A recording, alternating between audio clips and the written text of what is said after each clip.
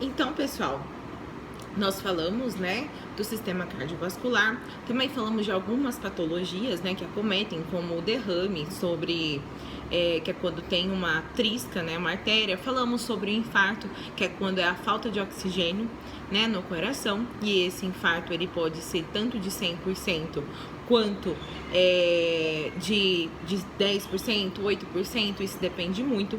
E a partir de 50% é quando a gente coloca o marca-passo, né, que aí ele vai fazer a função dessas células para acontecer a sístole e a diástole, correto? E agora nós vamos entrar numa parte bem interessante.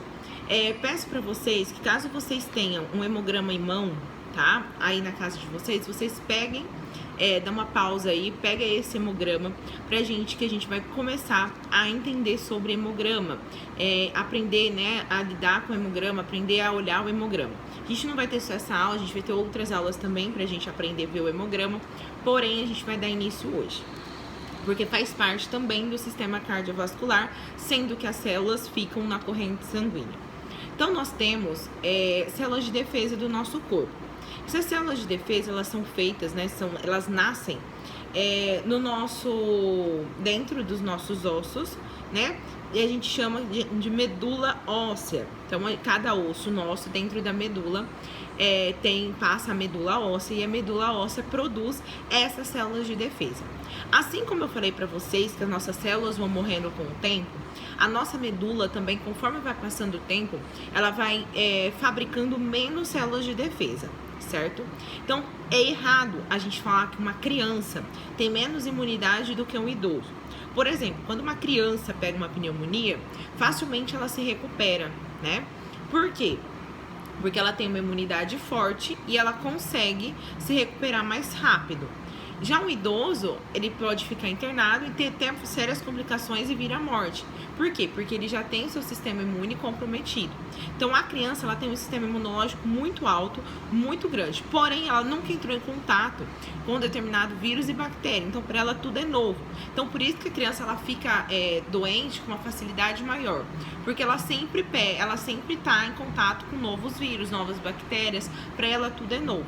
E o idoso, não. E como ele já passou a vida, ele já entrou em contato com vários tipos de vírus, bactéria, porém ele tem uma imunidade mais baixa. Então a criança tem uma imunidade mais alta e o idoso tem uma imunidade mais baixa. Isso é por causa da produção de células, né, que acontecem lá na nossa medula óssea, e ela é produzida e colocada na corrente sanguínea. Onde mais se produz, a gente fala, na parte da bacia, né? Na parte de aqui embaixo das costas, é onde a gente tem a maior produção de células de defesa do nosso organismo pela medula óssea, tá? Medula óssea é diferente da medula espinhal, tá, pessoal? Não troquem uma com a outra. Todos os nossos ossos têm medula óssea dentro, tá? Que é diferente da medula espinhal, que é a medula lá da coluna. São duas medulas completamente diferentes, tá?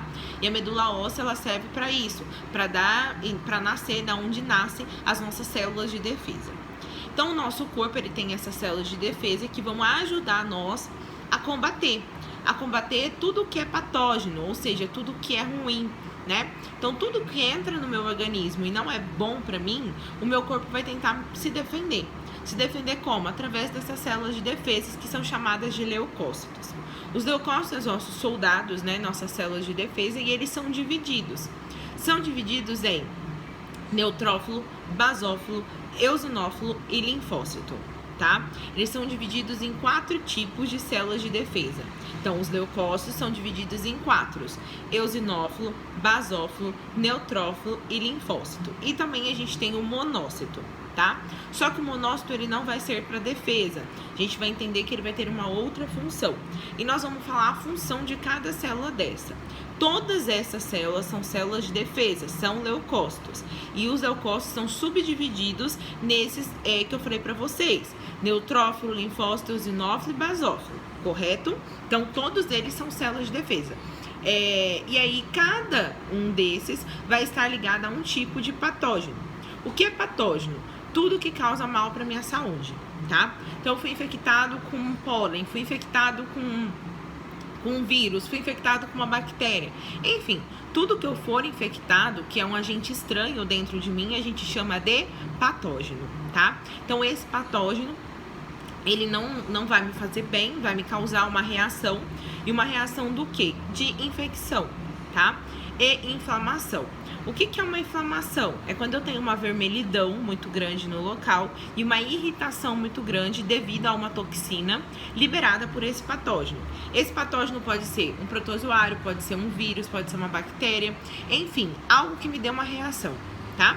Então, a primeira coisa são esses patógenos, que são esses tipos de micro-organismos que causam esses problemas na nossa saúde.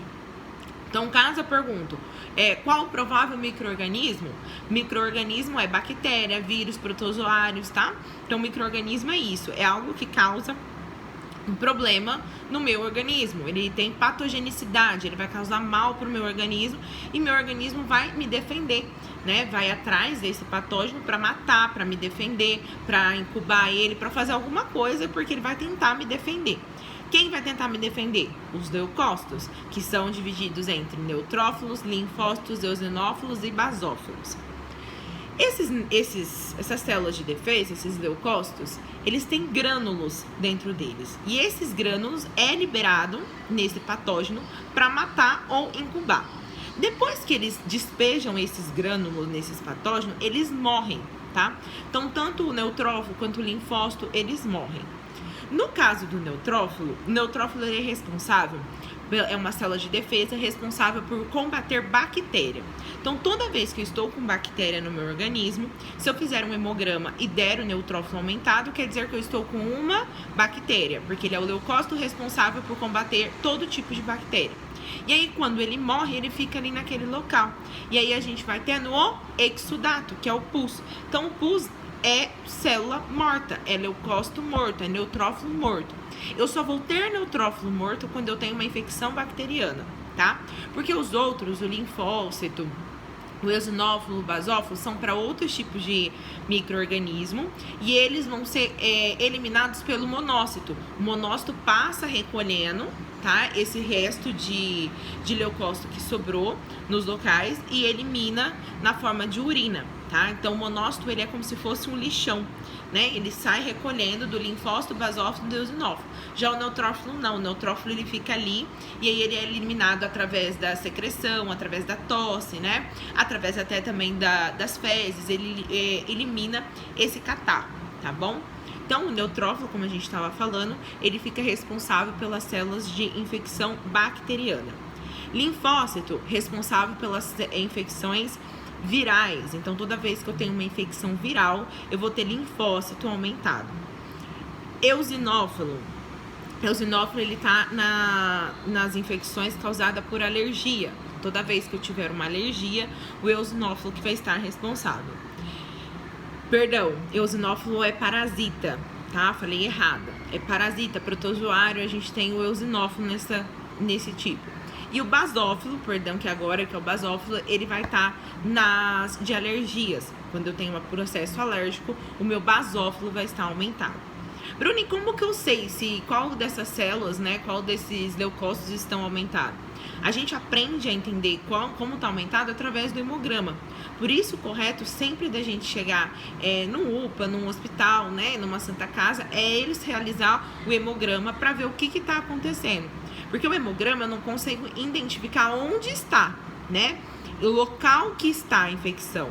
Porém, eu consigo observar que está com uma infecção de determinado micro-organismo. Se é um vírus, se é uma bactéria, se é um protozoário, eu consigo identificar o micro-organismo. Não consigo identificar onde. Que aí eu vou diagnosticar através dos sintomas. Se a pessoa está com dor na garganta, se a pessoa está com dor no rim, se está na hora que ela vai fazer xixi e arde. Então, eu começo a decifrar através dos sintomas. Lembrando que bactéria morre, né? Ela morre por quê?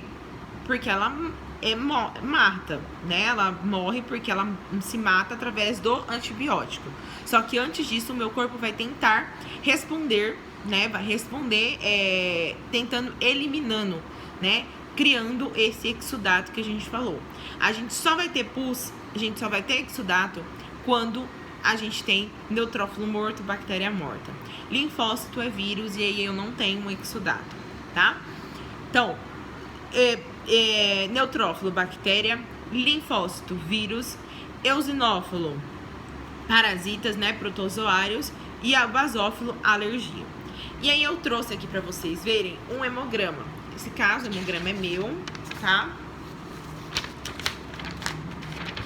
O hemograma. Esse hemograma, ele é dividido em duas partes, tá? Então, esse é um hemograma completo. Ele é dividido no eritograma e no leucograma. Eritrograma, que é essa primeira partezinha aqui, a gente observa todas as células vermelhas do meu sistema sanguíneo, tá? Que é onde eu vou observar se vai ter anemia, se tá com anemia, se não tá, tá bom? Então, vai ser nessa série vermelha. E aí, embaixo aqui, a gente tem o leucograma, que é onde eu falei pra vocês que vão estar os neutrófilos, linfócitos e enfim, os eosinófilos, basófilos vão estar todos aqui embaixo, que são os leucócitos. Sempre nós vamos ter o valor de referência na frente, tá? Então, tanto no eritrograma quanto no leucograma, tá vendo? A gente tem os valores de referência. E a gente vai comparar o valor que deu do nosso, né, o resultado, com o valor da tabelinha que vem na frente. E a gente vai observar se está aumentado ou se está dentro do normal. Se tiver aumentado, quer dizer que o paciente está com algum tipo de problema. Aí a gente vai olhar o que está aumentado. Se é o neutrófilo, se é o eosinófilo, se é basófilo, tá? Aí a gente vai tomar vamos observar qual que tá. Então, esse é um hemograma, ó. Aqui são o leucograma, ó. Tá vendo ali, ó? Neutrófilo, eosinófilo, basófilo, linfócito, certo? Monócito. Então, todos esses que aqui, pessoal, ó, neutrófilo, eosinófilo, basófilo, linfócito e o monócito aqui embaixo, tá? Então, esses são os nossos leucogramas, né? Todos os nossos leucócitos. No meu caso, estava tudo normal, mas caso um desses estivesse aumentado, quer dizer que eu estou ou com vírus ou com uma bactéria. Se for um neutrófilo aumentado, é bactéria. Se for linfócito aumentado, é um vírus, certo? Sempre comparando, pessoal, com a tabelinha que está ao lado. Então, a gente sempre compara com essa tabelinha que está do lado, que essa tabelinha, ela vai indicar, né, se o paciente tá ou não com... que é o referência. Por que, Bruna, você fala para olhar a tabelinha? Porque é o seguinte, cada laboratório trabalha com um tipo de livro, né, que a gente fala, uma base literária. E aí, em cima dessa base que é criado os valores de referência. Então, por isso que a gente tem sempre que olhar na referência de tal. Então, se eu fizer esse hemograma, tem que olhar nessa referência, tá? Porque pode mudar de laboratório para laboratório. O leucócito total, que é esse aqui, ó. Tá vendo que vem embaixo do leucograma escrito, ó. Leucócitos totais. Tá vendo? Normal, de 4.500 a 11.000. Meu caso, deu 5.700, né? No meu caso aqui, ó, 5.700. O normal é de 4.200 a 11.000. Então, tá normal, pessoal, porque o meu deu 5.700, tá dentro dos 4.500, que vai até 11.000.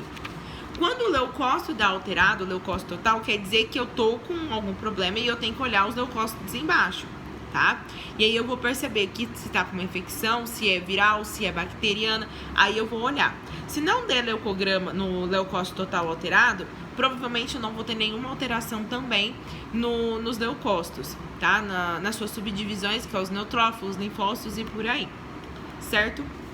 Vou passar para vocês alguns casos clínicos aqui falado, tá? Para vocês discutirem aí na casa de vocês, olharem no hemograma de vocês. Caso vocês não tenham hemograma, tem na internet vários tipos de hemograma para vocês treinarem para tá fazendo, tá bom?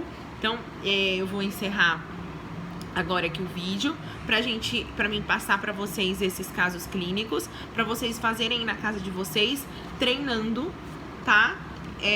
Isso aqui, treinando essa parte, certo?